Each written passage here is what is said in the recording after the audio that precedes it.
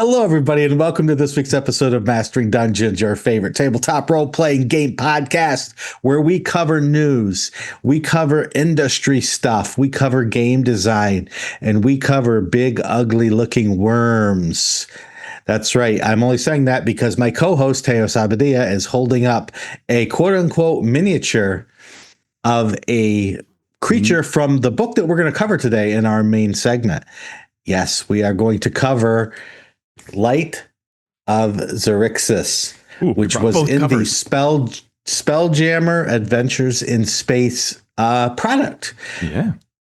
So, hey, how you doing, Teos? How'd you survive your week?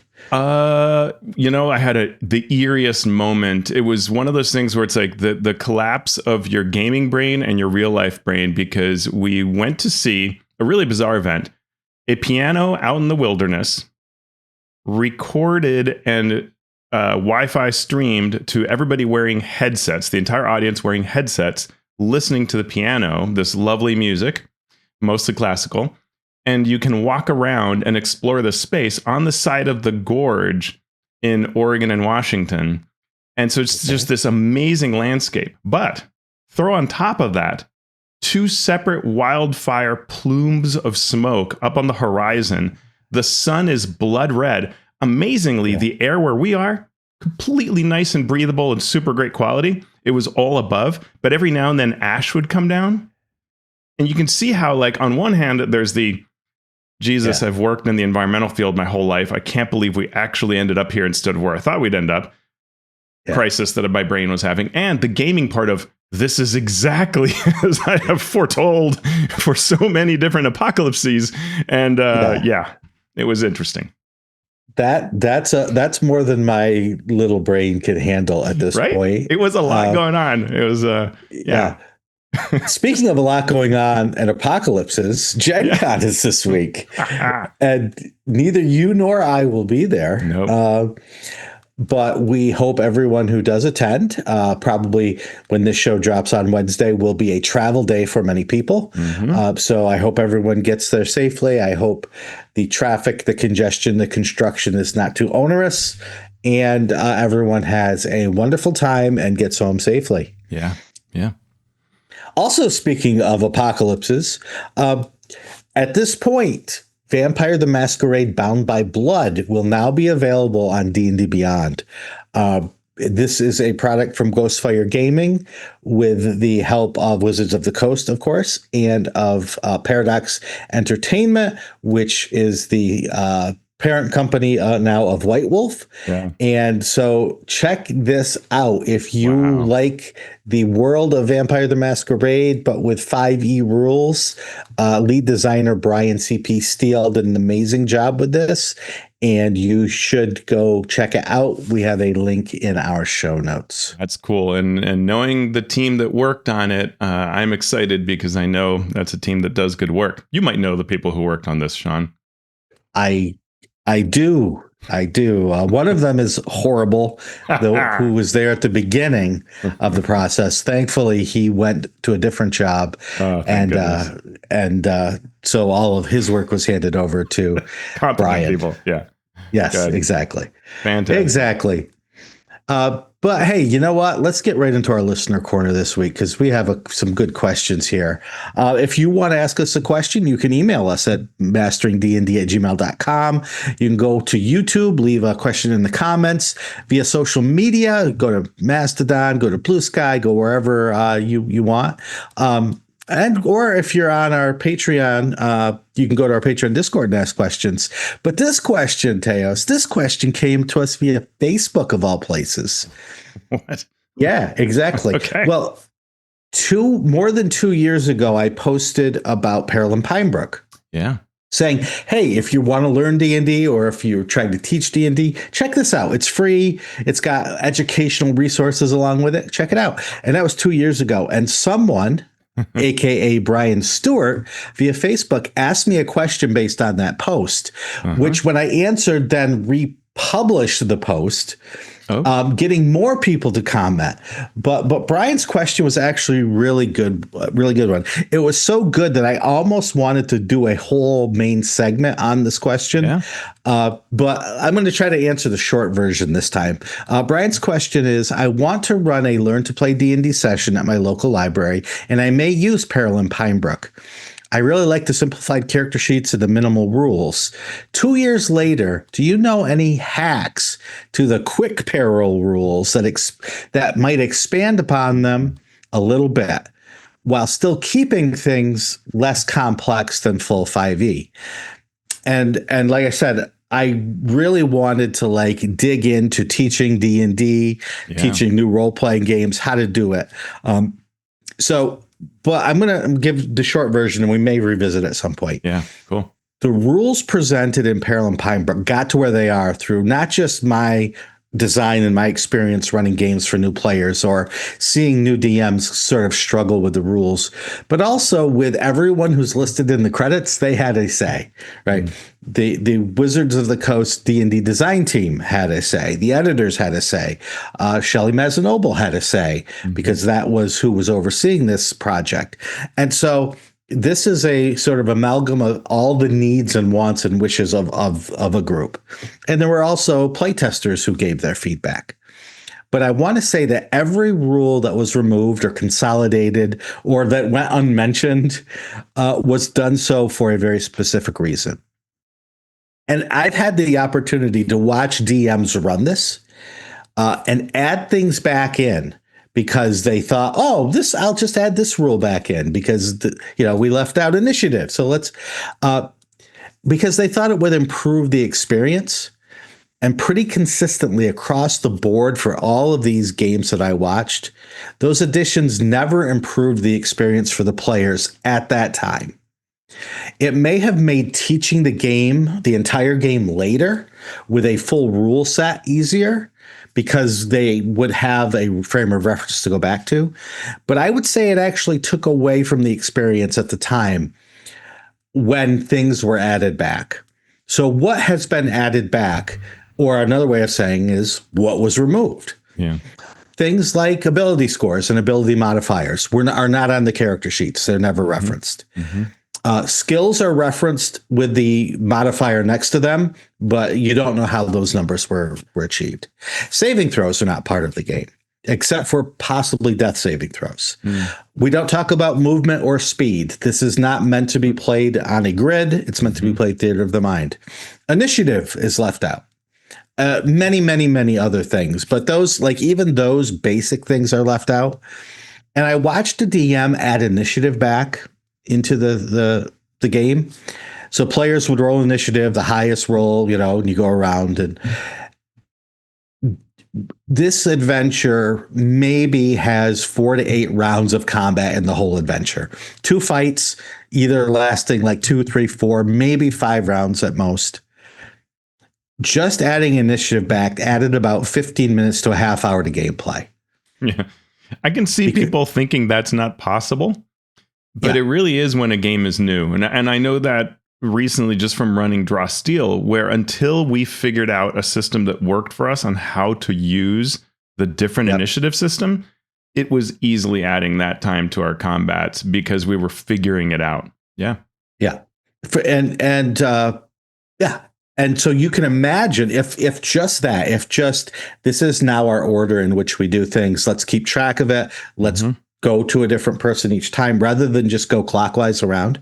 Can do that. Imagine what trying to explain things like ability scores and modifiers or movement to the game would do it. I want to say, though, that experienced DMs who use Peril and Pinebrook to teach new players can decide what's best for the group that they're running at that time in that setting with those specific players.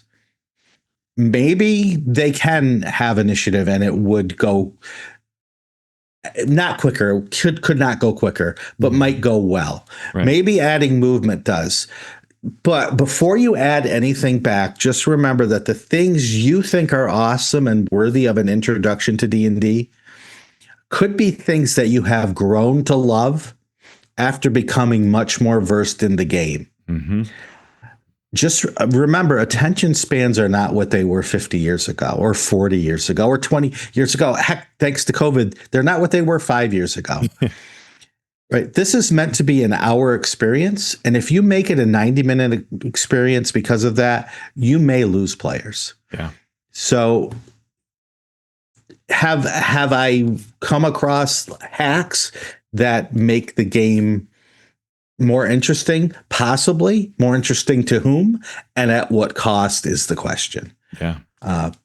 And so that's my thank you for hanging in there for my short version of that answer. No, I love it. And I agree. I've had some opportunities to do some things that are streamlined, and it really is interesting that the point of the streamlining is to achieve this quick adoption and quick interest. Mm-hmm. Then if everybody wants to play the actual game, you do that and you invest that extra time, and they'll have a foundation with which to move to that. If you try to bridge it ahead of time, you'll actually probably confuse people more because it'll be too similar. Like, it's okay that it's a little different, right. Because again, it's that get you in there. And I think the same problem has happened with the videos that I published where I did an in-depth review of the new starter set, the Heroes of the Borderlands. Yep. It's got special cards and it does some of the math already for you, and it tries to simplify various things. And various DMs have written, well, I think for my group, I'm going to add this back in. And it's like, this is just supposed to be this experience. That's the point of it. And smart people did their best. Doesn't mean it's perfect, but it is their best. And they tested it a lot. And so if you start messing with it, you're actually going to probably make it more confusing. Just run this experience, have a blast, and then you can run the actual game whenever you want to proceed beyond that. And I think that's a better way to do it. Right. And if we were going to talk about this more, one thing we would look at would be, how are the players who are coming, the new players, where are they coming from? Are they coming from Magic? Are they coming from Baldur's Gate 3? Are they coming from Stranger Things? Are they coming from watching actual plays? Yeah. Because if you know that, then you at least have an informed decision point for why you would add. Maybe if they're coming from Magic, you can add a little bit more complication on the combat side. Mm-hmm. But if they're coming from Baldur's Gate, and if they're coming from Baldur's Gate 3, maybe you can add a lot more. Right. Because they already know that there's this wheel that they have to choose from. Yeah. But, so that could inform and instruct any additions, but it's still, even then, it's a risk that you're taking. Yeah. Cool. Love it. Okay, one more question then from Fox Trick via YouTube this time. How do you decide the right amount of lore, world building, and setup for different campaign styles? For example, how does your approach change between a one-shot, a short campaign, a West Marches game, and a sandbox? Is it based on a checklist of topics, a target word count, or some other design framework? All right. So the first thing I'm going to say is we're going to set aside for this discussion any business or publication considerations that would likely be the real answer to these questions. Yeah. Right. Page count. How much time do we have before we publish it? What does the art look like? All of that would it reflect here? But let's step back. Personally, if I'm specifically creating the world or campaign to be part of the world building process, so I know that I'm building a world around this, then I would do it one way. But if I'm just doing this because I want a one-shot adventure, I create as little about the world as I can, as little as I need to run the game. Yeah. So pure inside-out world building, if possible. This is what the characters are going to interact with, so that's all I'm making. What are your thoughts on that, Teos? Yeah, I agree. On my blog, I have a blog post from a while back that talks about making lore actionable. And if you look at old source books, they do things like tell you the entire history of the Cult of the Dragon and all the famous people that used to live, and a lot of them don't even live now. And it's like, great. What do I do with that? And that's, it's a lot of information. And so if you want to create your own campaign, that can be useful. But when we're talking about doing this for a campaign, you need actionable lore. And so what I'm doing is I'm working on creating the campaign. And as I'm doing that, I think, what is it I need that someone can do something with? And that's what I add, right? That's how I do it. The right amount is the amount that lets me do the thing that we're trying to do at this point. More of it is just going to set you, it's going to confuse you. It's interesting to see, we'll talk, in our main segment about the Light of Xerxes adventure. And in that, it has a style where it will keep it pretty light. And then it'll say, by the way, here's what this sphere, this wild space area, this solar system is like, at that time. And it's pretty small amount of space, right? Because it's just giving what you need in case you want to go beyond what's there.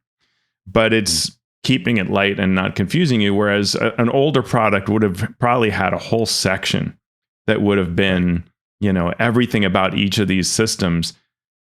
And that is hard to use, right? Some people will love it, don't get me wrong, but the majority of people, and as you said, in today's attention spans, you need to dial that down to what's actually really, really useful. And you'll find that a surprising amount of it really isn't if you run your testing. Yeah. And if you want a checklist, just open up any setting book. That is a checklist. Now, is it the perfect checklist? No. But it is a checklist that you could at least check yourself against. Yeah. Because a lot of the setting guides will start with the stuff that the players need to know because it's what their characters would know. Yeah. We have warlocks and we have paladins and we have clerics in the world who answer to a higher power generally. So check what the setting book does with that. Does it give 10 gods for every tiny blade of grass in the setting? That might be a little much. Yeah. But I like religion, but in my games, but the reality is very few people are using religion. It's a reflection of where our world is, a more secular world. So in today's game, you don't have that kind of emphasis. I don't know that you do need to do the traditional and here are the gods, right? Like, honestly, if you just mention a couple, probably everybody else can come up with the rest. Like it's another example of like, when someone a DM describes something to you and you know what it looks like because it's just using common principles and things that you can, that's what you actually want. You want that what you're writing is logical enough that you know what to do with it. And so the things that are really different are things that are directly engaged in the adventure, right? The factions, the villain, that's where you want a little bit of flesh on the bones to really provide that, here's the motivation of the villain. Here are the motivations of these various factions. Here are the things that are going to impede or help the player characters. That's the kind of stuff to add, in my opinion. Yeah. In the class I teach, when we talk about world building, I say, if you're building a fantasy world, what do the characters need? What do the players and the agents of the players, we'll call them characters, need? Okay, now if you're making a game set in our real world right now, right? You're playing college students who are trying to survive college. Do you need to know about the gods?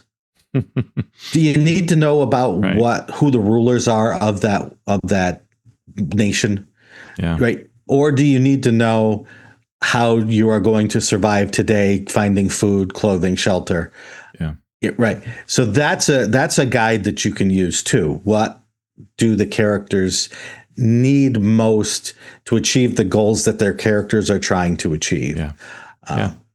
And if you really want to do those things, then make it relevant, right? If you're going to list the gods, boy, that better be usul, right? Or if you're going to mention the ruler of the nation, that better be useful. Otherwise, why are we doing this, right? Like it becomes unimportant. Cool. Yep.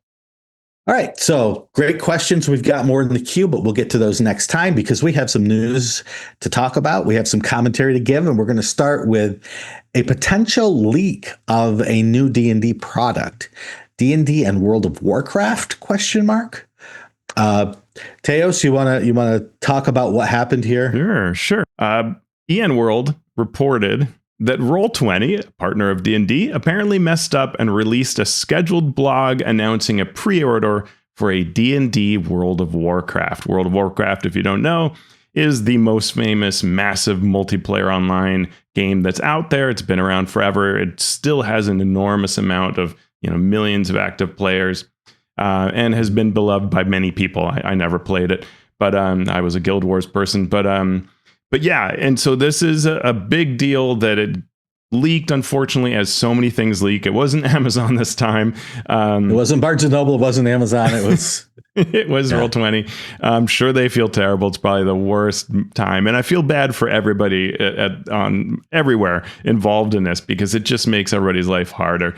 Ian World decided to announce the story and embiggen it. And so it's out.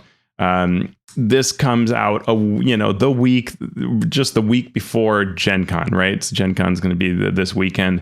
And that's, I'm sure if this is true, this is when they're going to announce it. And it's rough, but assuming it's true, Shawn, I'm curious how you feel about it. This is quite the crossover. Yeah, I've never played World of Warcraft, and if people are fans, great. For me, it's all about what's the content, right? What are we offering? We being the creators as a whole. What are we offering fans? What are we offering players? Yeah. So hopefully, if this is true, that the content's great and that it scratches an itch that a good portion of the audience has. I've got two angles on this. One is that matter to me kind of personally, hobby-wise. One is, will this be a great entry point, right? As a crossover, you're bringing in new fans. I don't know that the Magic the Gathering crossovers truly brought in Magic the Gathering fans, So I'm hopeful that this would bring those folks who, have played World of Warcraft, have heard of D&D, never tried it. Now they're like, yeah, let me buy that book and become curious and jump in. My second hope is this is very much sounding like, and other folks have mentioned this, this is not an original idea of mine. It feels like Universes Beyond. And we've seen, you and I have covered in our quarterly earnings and other Hasbro CEO comments, a number of things that pointed towards, in fact, I think Jess Lanzillo specifically said, we want to bring Universes Beyond to D&D quite some time ago. So we know this has been a thought process. Deals take a long time. This would make a lot of sense as being that sort of initial approach. And so the same way that Magic the Gathering has had success with Lord of the Rings, but not with Spider-Man, this may be the first attempt to have success with this sort of crossover. I wonder if there are more in the works. I wonder if this will be successful. Is that Universes Beyond model something that can apply for D&D? And with Magic the Gathering, it apparently has resulted in a ton of different people coming over and playing Magic, or at least buying the cards.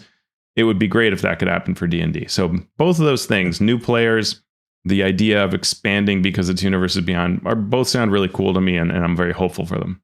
Yeah. I'm gonna push back on you saying it's the first, because at the very beginning of the show, I announced Bound by Blood, a crossover with Vampire the Masquerade. So, I mean, we've already seen it start. Yeah, sure.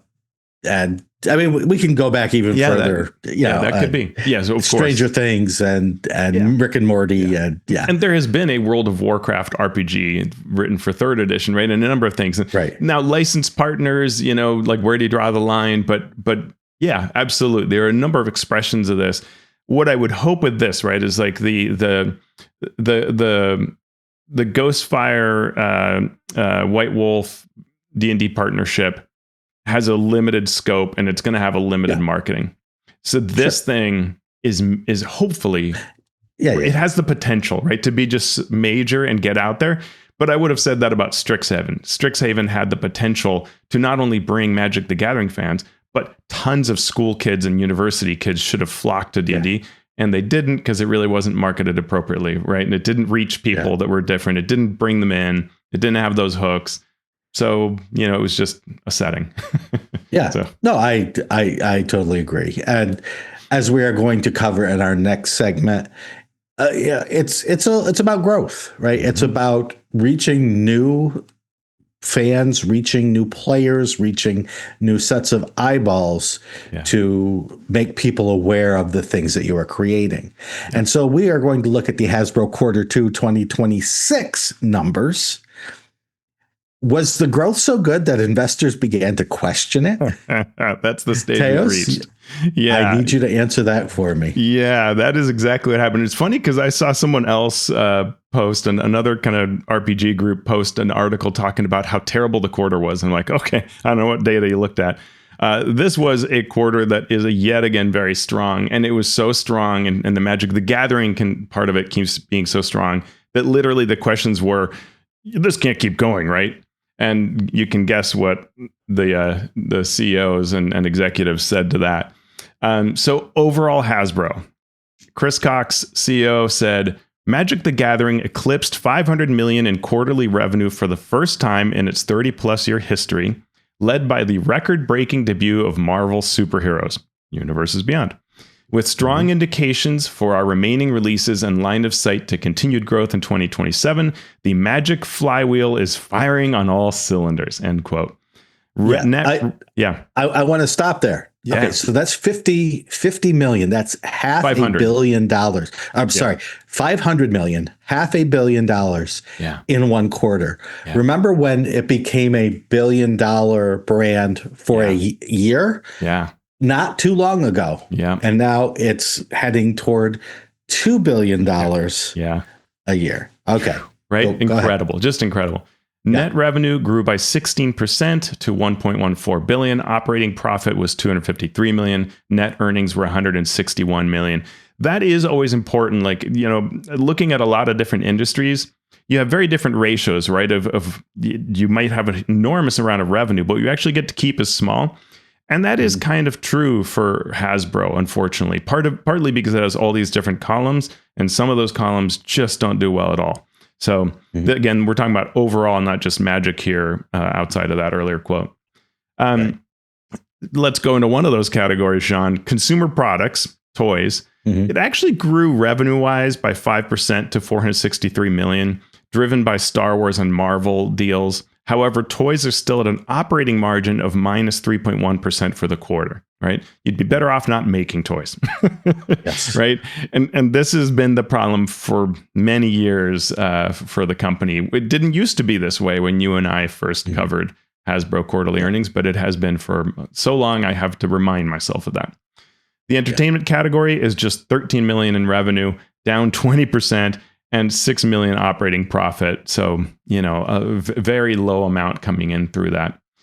One of the things, which is what this other article I mentioned was talking about and sort of casting everything in negative light, is that Hasbro took a $56 million impairment due to canceling several video game projects in 2028 and beyond. And this is indeed significant. It's overall a great quarter, but they had to downgrade their income based on the fact that they canceled a bunch of video game projects. They still have Exodus and Warlock going on pace. They're supposed to come out, I think it's 2027, 2028, right? One of the two. I'm not sure. They might be different between the two of them as well. I thought I had a note in here somewhere, but I don't see it. But they said that what they're doing now is sort of pruning more. Like, we made all this peak digital investment. Now the model is more efficient, more mature teams and tools. It all sounded to me, Shawn, as a non-expert in this, like, we're a little bit afraid of how many projects we've had to cancel. So we're going to tone that stuff down now. Either way, they expect their digital spend to decrease at least 25% annually by 2028. So maybe that fire under the video games are our future thing is being turned down, which would make sense because the industry has been super, super turbulent. And so, being a little shy on that would make more sense and probably please investors to say that. They promise to focus on proven brands, have cost discipline, et cetera, et cetera. Hasbro, this is a quote, Hasbro already controls two of the more valuable platforms in TCGs and tabletop role-playing games. Magic the Gathering Arena has generated nearly $1 billion since its introduction in 2019. And then we get this mention. D&D Beyond has more than 30 million registered accounts and reaches more than 3 in 4 hobby role-playing games each year. And I heard that and I said, what? So I reached out to staff and I said, dear marketing department, could you tell me what that means? And the clarification I got was, what he means is 3 in 4 D&D TTRPG players use D&D Beyond. And I said, what? Because that's not likely. I won't say possible. It's not likely. Maybe it's likely if what you're doing is polling the people who get the D&D Beyond email or something like that. And this vastly exceeds the polls that say Mike Shea or Bob Worldbuilder or any other people are running online with large numbers of what I would call invested pro D&D players. So if anything, I would expect that to be biased. That tends to show an under 50% adoption rate. Our Discord server is similar. Like, the number of people who are paying for and using this is not 3 and 4. And they're pretty hardcore people, right? So I found that interesting. I don't mind CEOs saying things that aren't quite whatever, as long as the team isn't functioning that way. And so one of the things that made me wonder is the team operating like this is a reality? That would concern me. So I hope that's not the case, and it's just one of those CEO statements. But very interesting because, when you use a term like reaches more than, that doesn't mean using. That doesn't mean even bend to the site. Yeah, but the clarification said use. Wait. Yeah.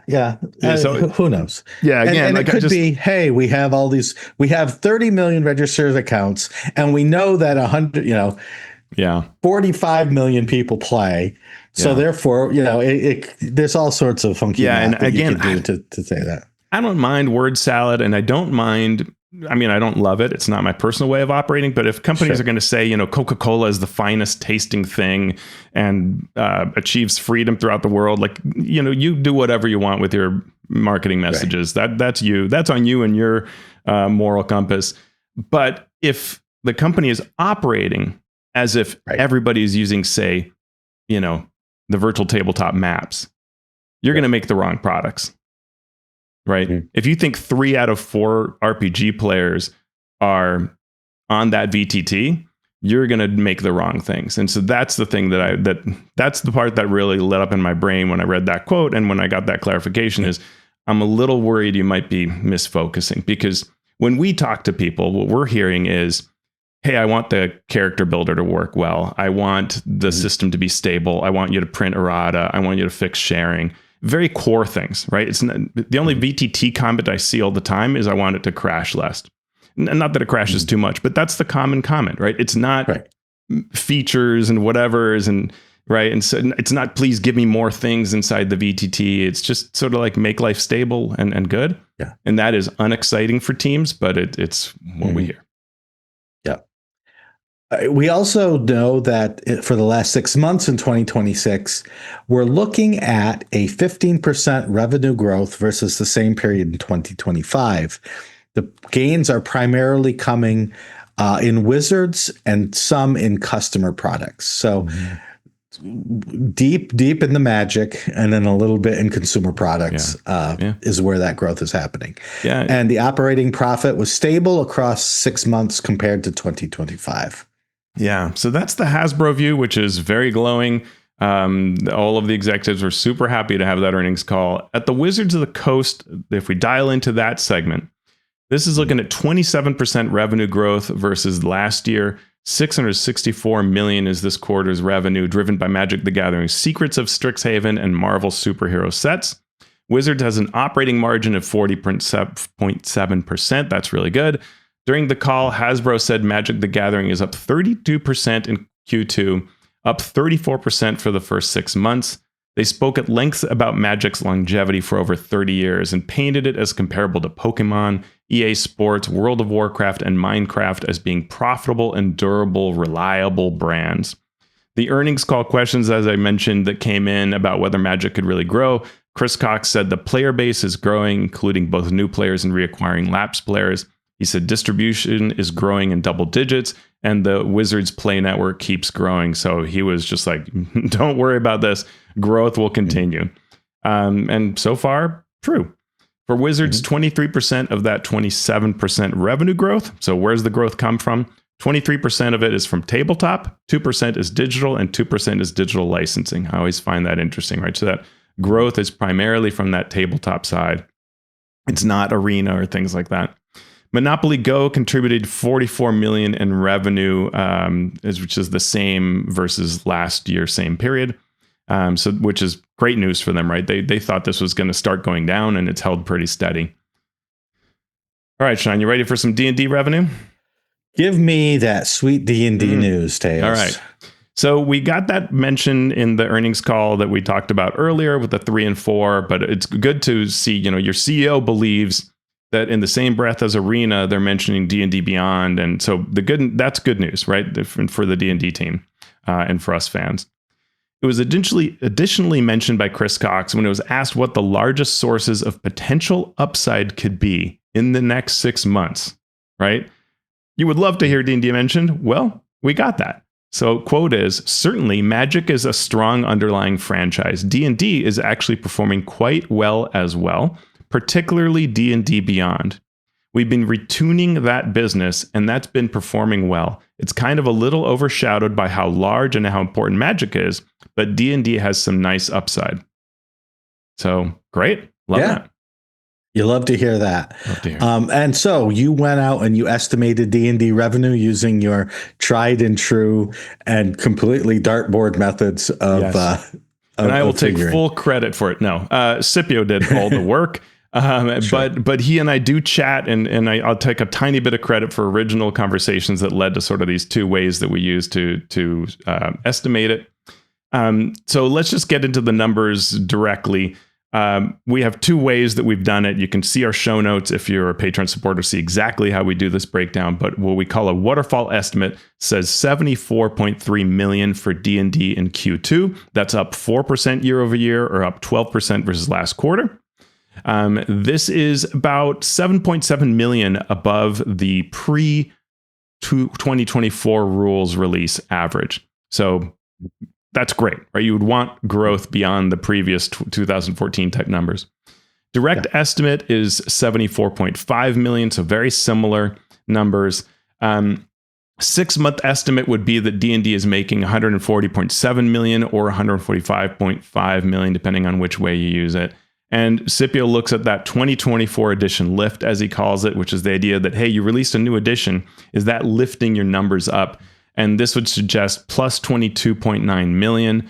And direct lift says plus 64.6 million. So it means that the 2024 edition, if our numbers are right, added about a third to one whole quarter's worth of revenue in the 7 quarters since launch. Bottom line is D&D had a good quarter, substantially above the baseline. The 5.5e rule set continues to be a net positive. No signs that revenue is weakening or D&D overall is having problems. Now, in talking to, I don't know that it's good to mention the name, but just in talking to an ex-staff member, they raised the prospect of, hey, what if there are some other things that you're not covering in this math? And particularly they thought about the Duel Masters tradable card game, which is sold in Japan through license revenue. And Scipio and I looked at this. We spent a good amount of time last week churning on this, especially Scipio. And we looked at all kinds of reports and all sorts of things. Could it be like a 40% royalty share? And maybe this is the growth of whatever. We just both couldn't find reliable enough data. And also nothing pointed to this being the case, nor matched the various changes. So if we saw reports of changes in Duel Masters growth up or down, we couldn't see that reflected in our numbers.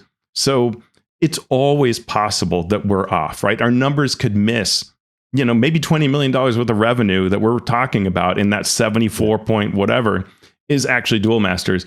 If so, it seems to be all very stable, and D&D would still be doing okay compared to its 2014 era. So we're not currently seeing something like that. It's possible our numbers are off, but the way that we do it, we think we would see a big trend up or down, and we're not seeing that.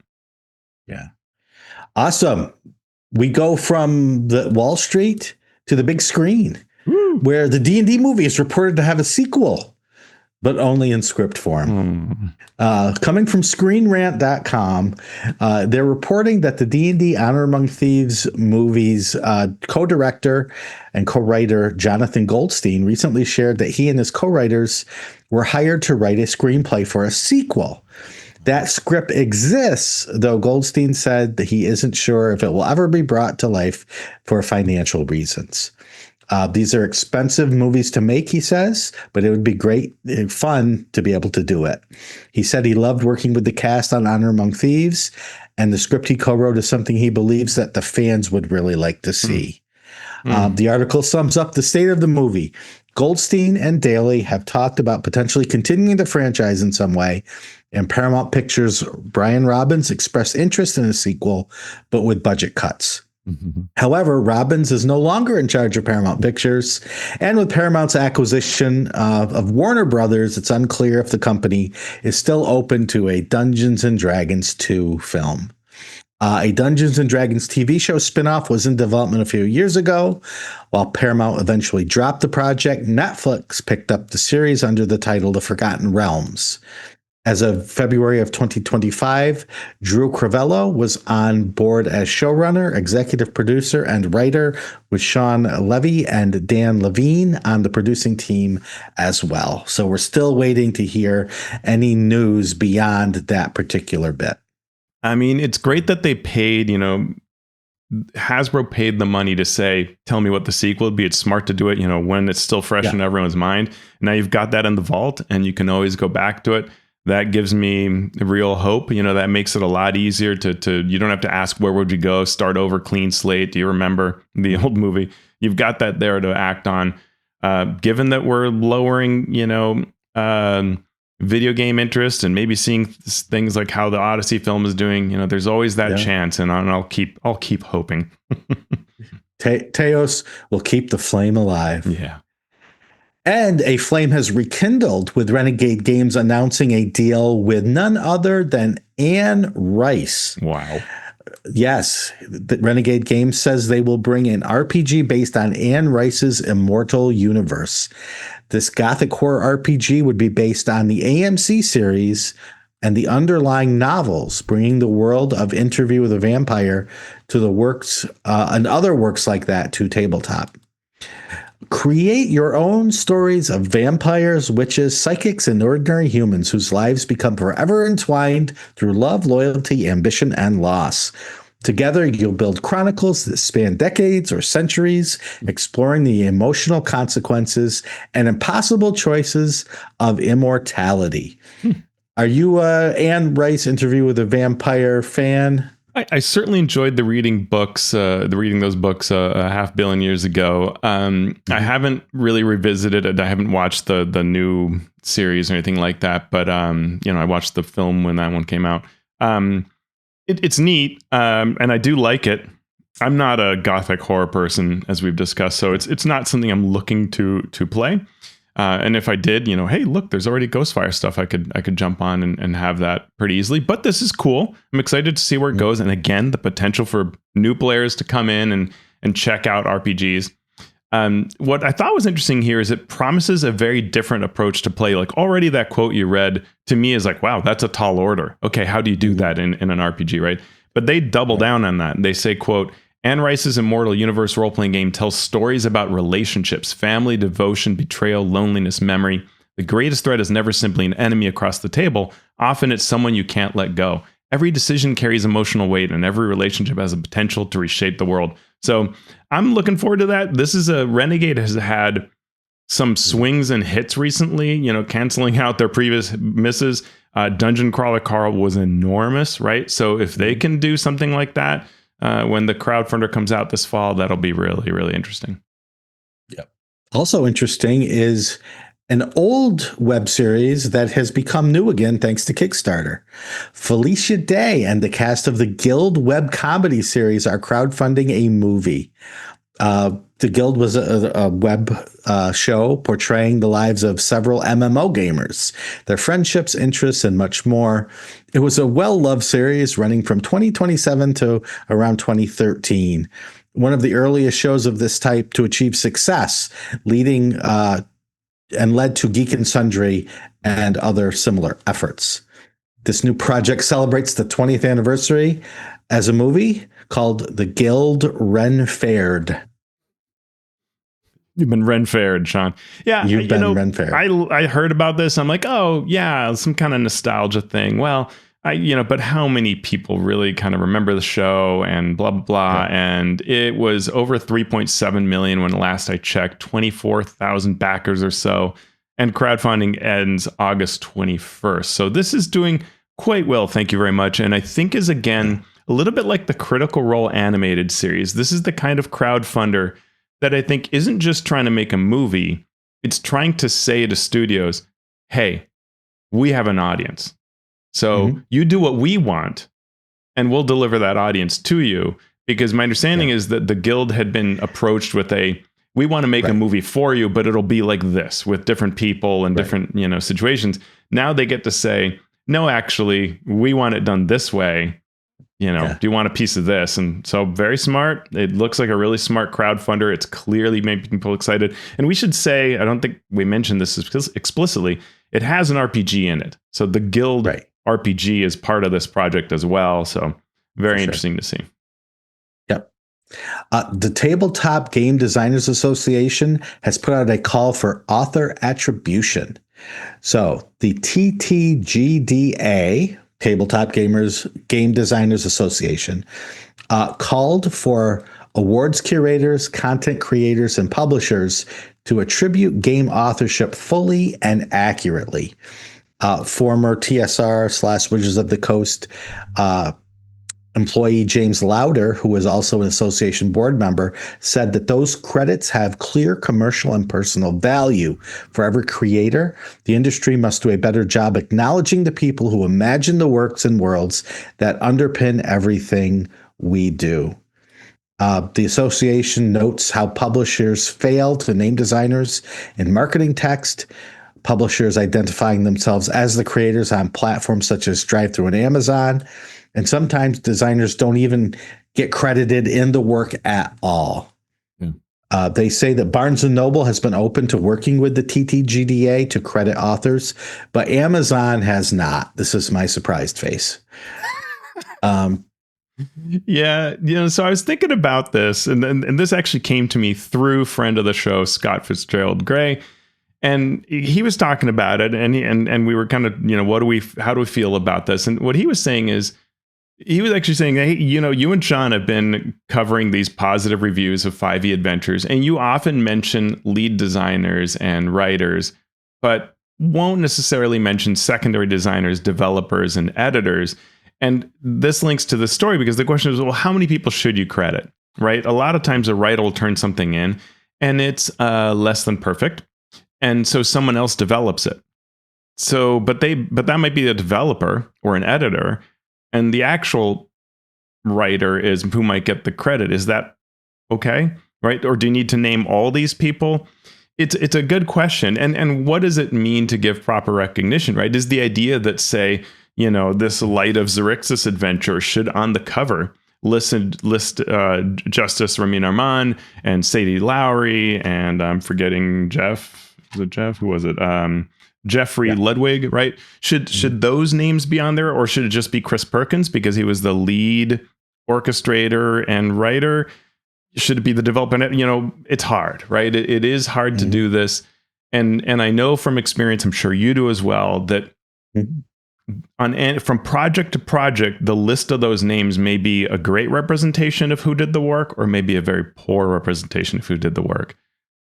I am very happy the TTGDA has had a similar call on the board game side that has had good effect, because board games for a long time wouldn't list anywhere who was credited. I know that when I worked for HeroQuest, I was told, I'm not sure we can credit you.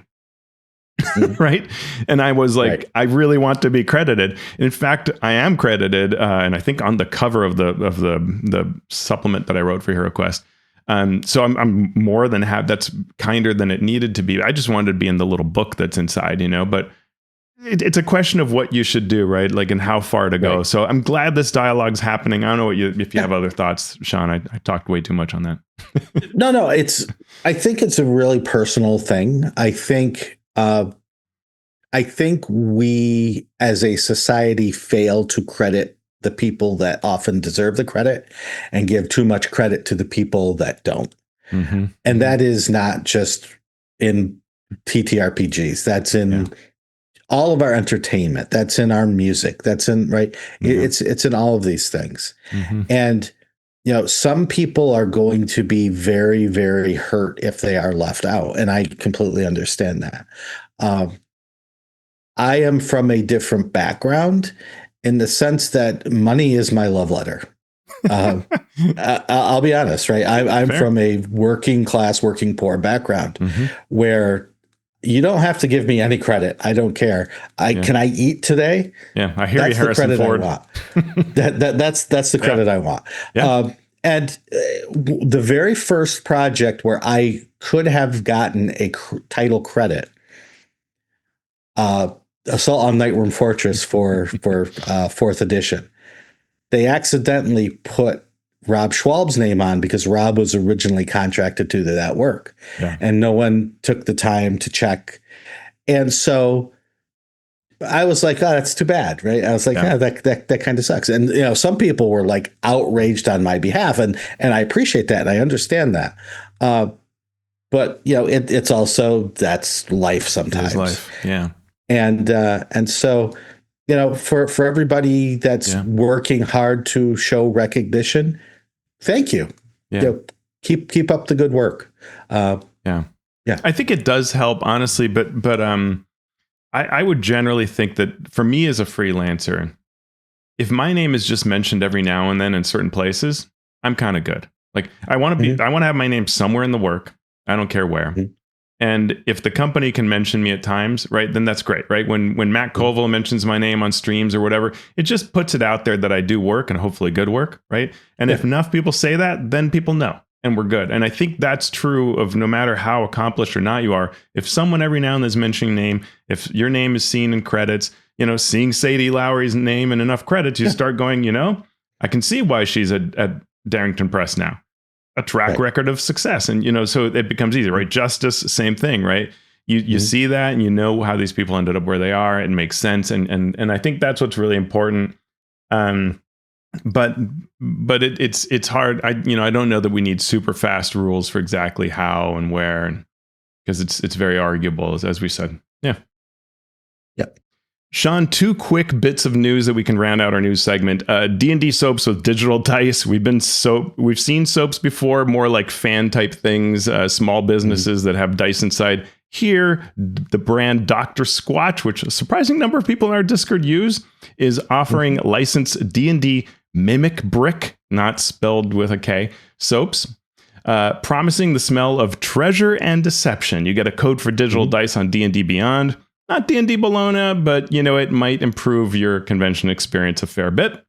And then speaking of conventions, at Gen Con, Baldwin Games just announced today, or maybe it was yesterday, they're going to have a vinyl double record of the music of David Arkenstone and the Dungeon Master's actual play available for sale. It's not in stores, available online or anywhere else. So you've got to get it at the Baldwin Games area, which is pretty cool. So that's exciting. I'm going to have to talk to someone about getting me a copy. That's a pretty neat rarity. Do you actually have a phonograph on which to play a vinyl record? Yes. Thanks to my son. There you go. So you could actually play it. Yeah. And speaking of playing it, hang in there, because our news and commentary is over, but we are going to be talking about the best of Spelljammer Adventures in Space in our main segment.